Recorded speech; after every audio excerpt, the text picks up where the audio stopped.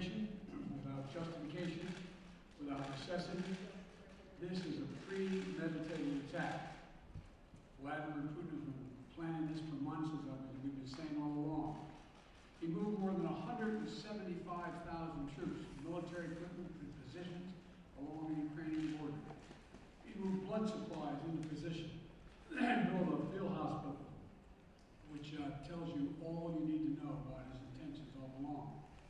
He rejected every good faith effort the United States and our allies and partners made to address our mutual security concerns through dialogue, to avoid needless conflict and avert human suffering. For weeks, we have been warning that this would happen. And now, it's unfolding largely as we predicted. In the past week, we've seen shelling increase in the Donbass, the region in eastern Ukraine controlled by Russian-backed separatists. The Russian government has perpetrated cyber attacks against Ukraine.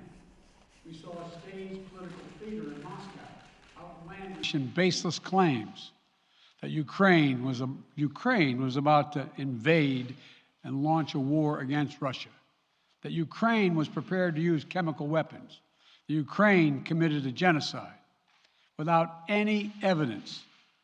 We saw a flagrant violation of international law in attempting to unilaterally create two new so-called republics on sovereign Ukrainian territory. And at the very moment that the United Nations Security Council was meeting to stand up for Ukraine's sovereignty, to stave off invasion, Putin declared his war. Within moments, missile strikes began to fall on historic cities across Ukraine. Then came the air raids, followed by tanks and troops rolling in. We've been transparent with the world. We've shared declassified evidence about Russia's plans and cyber attacks and false pretexts so that there could be no confusion or cover-up about what Putin was doing. Putin is the aggressor. Putin chose this war, and now he and his country will bear the consequences. Today, I'm authorizing additional strong sanctions and new limitations on what can be exported to Russia. This is going to impose severe cost on the Russian economy, both immediately and over time. We have purposely designed these sanctions to maximize the long-term impact on Russia and to minimize the impact on the United States and our allies. And I want to be clear, the United States is not doing this alone. For months, we've been building a coalition of partners representing well more than half the global economy. 27 members of the European Union, including France, Germany, Italy, as well as the United Kingdom, Canada, Japan, Australia, New Zealand, and many others, to amplify the joint impact of our response. I just spoke with the G7 leaders this morning, and we're in full and total agreement. We will limit Russia's ability to do business in dollars, euros, pounds, and yen to be part of the global economy. We'll limit their ability to do that. We're going to stunt the ability to finance and grow the Russian military. We're going to impose and we're going to impair their ability to compete in high-tech 21st century economy. We've already seen the impact of our actions on Russia's currency and the ruble, which early today hit its weakest level ever in history. The Russia stock market plunged today. The Russian government borrowing rate spiked by over 15%. In today's actions, we've now sanctioned Russian banks that together hold around $1 trillion in assets. We've cut off Russia's largest bank, a bank that holds more than 1/3 of Russia's banking assets by itself, cut it off from the U.S. financial system. And today, we're also blocking 4 more major banks. That means every asset they have in America will be frozen. This includes VTB, the second largest bank in Russia, which has $250 billion in assets. As promised, we're also adding the names to the list of Russian elites and their family members that we're sanctioning as well. As I said on Tuesday, these are people who personally gain from the Kremlin's policies, and they should share in the pain. We will keep up this drumbeat of those designations against corrupt billionaires in the days ahead. On Tuesday, we stopped the Russian government from raising money from U.S. or European investors. Now we're going to apply the same restrictions to Russia's largest state-owned enterprises, companies with assets that exceed $1.4 trillion. Some of the most powerful impacts of our actions will come over time as we squeeze Russia's access to finances and technology for strategic sectors of its economy and degrade its industrial capacity for years to come. Between our actions and those of our allies and partners, we estimate that we'll cut off more than half of Russia's high-tech imports. It will strike a blow to their ability to continue to modernize their military. It will degrade their aerospace industry, including their space program. It will hurt their ability to build ships, reducing their ability to compete economically. And it will be a major hit to Putin's long-term strategic ambitions. And we're preparing to do more. In addition to the economic penalties we're imposing, we're also taking steps to defend our NATO allies, particularly in the East. Tomorrow, NATO will convene a summit. We'll be there to bring together the leaders of 30 allied nations and close partners to affirm our solidarity and to map out the next steps we will take to further strengthen all aspects of our NATO alliance. Although we provided over $650 million in defensive assistance to Ukraine just this last year, let me say it again. Our forces are not and will not be engaged in the conflict with Russia in Ukraine. Our forces are not going to Europe to fight in Ukraine, but to defend our NATO allies and reassure those allies in the East. As I made crystal clear, the United States will defend every inch of NATO territory with the full force of American power. And the good news is, NATO is more united and more determined than ever. There is no doubt that the United States and every NATO ally will meet our Article 5 commitments, which says that an attack on one is an attack on all. Over the past few weeks, I ordered thousands of additional forces to Germany and Poland as part of our commitment to NATO. On Tuesday, in response to Russia's aggressive action, including its troop presence in Belarus and the Black Sea, I've authorized the deployment of ground and air forces already stationed in Europe to NATO's eastern flank allies, Estonia, Latvia, Lithuania, Poland, and Romania. Our allies have also been stepping up, adding the other allies, the rest of NATO, adding their own forces and capabilities to ensure collective defense. And today, within hours of Russia's unleashing its assault, NATO came together and authorized and activated an activation of response plans. This will enable NATO's high readiness forces to deploy and when and where they are needed to protect our NATO allies on the eastern boundaries of Europe. And now I'm authorizing additional U.S. force capabilities to deploy to Germany as part of NATO's response, including some of the U.S.-based forces that the Department of Defense placed on standby weeks ago. I've also spoken with Defense Secretary Austin and Chairman of the Joint Chiefs, General Milley, about preparations for additional moves should they become necessary to protect our NATO allies and support the greatest military alliance in the history of the world, NATO. As we respond, my administration is using the tools, every tool at its disposal to protect American families and businesses from rising prices at the gas pump. You know, we're taking active steps to bring down the cost, and American oil and gas companies should not exploit this moment to hike their prices to raise profits. You know, in our sanctions package, we specifically designed to allow energy payments to continue. We are closely monitoring energy supplies for any disruption. We've been coordinating with major oil-producing and consuming countries toward our common interest to secure global energy supplies. We are actively working with countries around the world to elevate collective release from the strategic petroleum reserves of major energy-consuming countries. And the United States will release additional barrels of oil as conditions warrant. I know this is hard and that Americans are already hurting.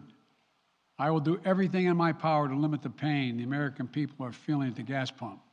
This is critical to me. But this aggression cannot go unanswered. If it did, the consequences for America would be much worse. America stands up to bullies. We stand up for freedom. This is who we are.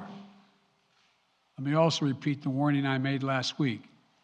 If Russia pursues cyber attacks against our companies, our critical infrastructure, we are prepared to respond. For months, we've been working closely with the private sector to harden our cyber defenses, sharpen our ability to respond to Russian cyber attacks as well. I spoke last night to President Zelensky of Ukraine, and I assured him that the United States, together with our allies and partners in Europe, will support the Ukrainian people as they defend their country. We'll provide humanitarian relief to ease their suffering. And in the early days of this conflict, Russia propaganda outlets will keep trying to hide the truth and claim success for its military operation against a made-up threat. But history has shown, time and again, how swift gains in territory eventually give way to grinding occupations, acts of mass civil disobedience, and strategic dead ends. The next few weeks and months will be hard on the people of Ukraine. Putin has unleashed a great pain on them, but the Ukrainian people have known 30 years of independence, and they have repeatedly shown that they will not tolerate anyone who tries to take their country backwards. This is a dangerous moment for all of Europe, for the freedom around the world. Putin has committed an assault on the very principles that uphold the global peace. But now, the entire world sees clearly what Putin and his Kremlin allies are really all about. This was never about a genuine security concerns on their part. It was always about naked aggression, about Putin's desire for empire by any means necessary, by bullying Russia's neighbors through coercion and corruption, by changing borders by force, and ultimately by choosing a war without a cause. Putin's actions betray his sinister vision for the future of our world, one where nations take what they want by force. But it is a vision that the United States and freedom-loving nations everywhere will oppose with every tool of our considerable power. The United States and our allies and partners will emerge from this stronger, more united, more determined, and more purposeful. And Putin's aggression against Ukraine will end up costing Russia dearly, economically and strategically. We will make sure of that. Putin will be a pariah on the international stage. Any nation that countenances Russia's naked aggression against Ukraine will be stained by association. When the history of this era is written, Putin's choice to make a totally unjustifiable war on Ukraine will have left Russia weaker and the rest of the world stronger. Liberty, democracy, human dignity, these are the forces far more powerful than fear and oppression. They cannot be extinguished by tyrants like Putin and his armies. They cannot be erased by from people's hearts and hopes by any amount of violence and intimidation. They endure. In the contest between democracy and autocracy, between sovereignty and subjugation, make no mistake, freedom will prevail. God bless the people of a free and democratic Ukraine, and may God protect our troops. Mr. President. Associated Press, Zeke. So do you have any plans to speak with President Putin at this point? And what interactions have you had with the Russian government? I heard the first part. Do I have any plans to speak with Putin at this point, and what? What communications have you had with the Kremlin as far as military operations in Ukraine and making sure this does not spiral into a larger conflict? Well, it's a large conflict already. The way we're going to ensure it's not going to aspire to a larger conflict is by providing all the forces needed in the Eastern European nations that are members of NATO. NATO is more united than it's ever been, and I have no plans to talk with Putin. Wall Street Journal, Tarina. Mr. President, you didn't mention SWIFT in your sanctions that you announced. Is there a reason why the U.S. Isn't doing that? Is there a disagreement among allies regarding SWIFT and whether Russia should be allowed to be a part of it? The sanctions that we've proposed on all their banks are of equal consequence, maybe more consequence than SWIFT, number one. Number two, it is always an option, but right now, that's not the position that the rest of Europe wishes to take. Cecilia Vega, ABC. Sir, sanctions clearly have not been enough to deter Vladimir Putin to this point. What is going to stop him? How and when does this end? And do you see him trying to go beyond Ukraine? And a second question I'll just give to you now. This statement that he gave last night, the threat that he gave, the West will face consequences greater than any you have faced in history. Is he threatening a nuclear strike? I have no idea what he's threatening. I know what he has done, number one. And number two, no one expected the sanctions to prevent anything from happening. It has to show, this is going to take time, and we have to show resolve so he knows what's coming. And so the people of Russia know what he's brought on them. That's what this is all about. This is going to take time. It's not going to occur, he's going to say, oh my God, these sanctions are coming, I'm going to stand down. He's going to test the resolve of the West to see if we stay together, and we will. We will, and it will impose significant costs on him. Will he go beyond Ukraine, sir? Do you see him going beyond? Yes. Two topics, just really quick. First, markets are down and gas prices are up. I know you always stress the difference between Wall Street and Main Street, but everybody seems to be in for some economic pain. How economically painful is it going to get for people in this country? And I do have one more question. First of all, there's no doubt that when a major nuclear power attacks and invades another country, that the world is going to respond, and markets can respond all over the world. So there's no doubt about that, number one. Number two, the notion that this is going to last for a long time is highly unlikely as long as we continue to stay resolved in imposing the sanctions we're going to impose on Russia, period. What's the next question? I'm sorry. The next question is, did you underestimate Putin, and would you still describe him the way that you did in the summer as a worthy adversary? At the time, he was, I made it clear, as an adversary, and I said he was worthy. I didn't underestimate him. And I've read most of everything he's written. Did you read the, I shouldn't, I'm not being a wise guy. You heard the speech he made, almost an hour's worth of speeches, why he was going into Ukraine. He has much larger ambitions in Ukraine.